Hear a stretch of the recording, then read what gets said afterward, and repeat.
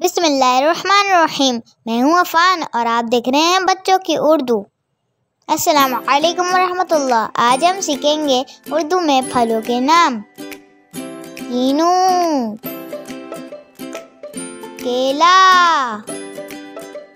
अमरूद, आम,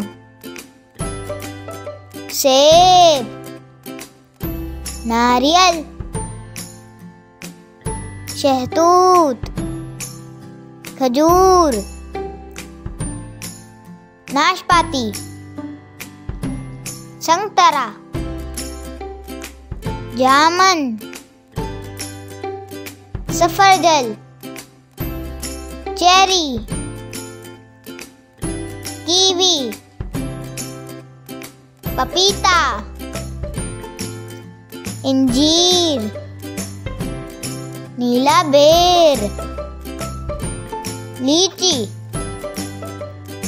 कटहल, अमलोक, जैतून, तरबूज, खरबूजा, अंगूर, अन्ननास, स्ट्रॉबेरी, फालसे, काले अमलो, अनार, आड़ू,